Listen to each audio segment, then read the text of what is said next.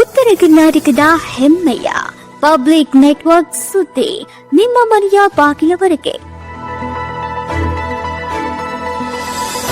ಪ್ರಶಾಂತ್ ನಾಗ್ನೂರ್ ಇವರ ಸಾರಥ್ಯದಲ್ಲಿ public network TV Karnataka.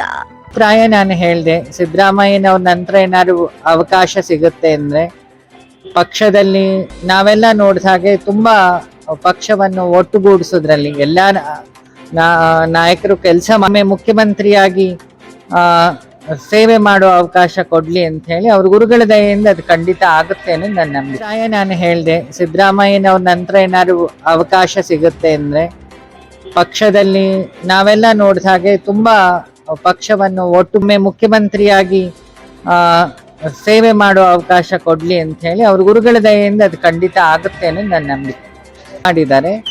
ಅದರಲ್ಲಿ ಅಧ್ಯಕ್ಷ ಸ್ಥಾನದಲ್ಲಿದ್ದು ಪಕ್ಷವನ್ನು ಒಗ್ಗೂಡಿಸೋದ್ರಿಂದ ಹಿಡಿದು ಪಾದಯಾತ್ರೆ ಕಾನ್ಸೆಪ್ಟ್ ಇಂದ ಹಿಡಿದು ಒಬ್ಬ ಲೀಡರ್ ಏನೆಲ್ಲ ಮಾಡ್ಬೋದು ಪಕ್ಷಕ್ಕೋಸ್ಕರ ಅಷ್ಟು ತಪಸ್ಸನ್ನು ಅವ್ರು ಮಾಡಿದ್ದಾರೆ. ಸೊ ಅವರ ಗುರುನಿಷ್ಠೆ, ಅಜ್ಜಯ್ಯನ ಮೇಲಿರೋ ಗುರುನಿಷ್ಠೆ ಮತ್ತೆ ಹಿರಿಯರ ಮೇಲಿನ ಭಕ್ತಿ, ಯಾಕೆಂದ್ರೆ ಎಸ್.ಎಂ. ಕೃಷ್ಣ ಅವರು ಶರೀರ ಬಿಟ್ಟಾಗ ನಾವೆಲ್ಲ ಪ್ರತ್ಯಕ್ಷವಾಗಿ ಅದನ್ನು ನೋಡಿದ್ವಿ. ಮತ್ತೆ ನಾಟಕೀಯ ಇಲ್ಲದ ಮಾತು, ಮತ್ತೆ ಪಕ್ಷ ನಿಷ್ಠೆ, ಇದೆಲ್ಲ ನೋಡಿದಾಗ ನಮಗನ್ಸುತ್ತೆ ಭಗವಂತ ಅವರನ್ನೊಮ್ಮೆ ಮುಖ್ಯಮಂತ್ರಿಯಾಗಿ ಸೇವೆ ಮಾಡೋ ಅವಕಾಶ ಕೊಡ್ಲಿ ಅಂತ ಹೇಳಿ ಅವ್ರ ಗುರುಗಳ ದಯೆಯಿಂದ ಅದು ಖಂಡಿತ ಆಗುತ್ತೆ ಅನ್ನೋದು ನನ್ನ ನಂಬಿಕೆ.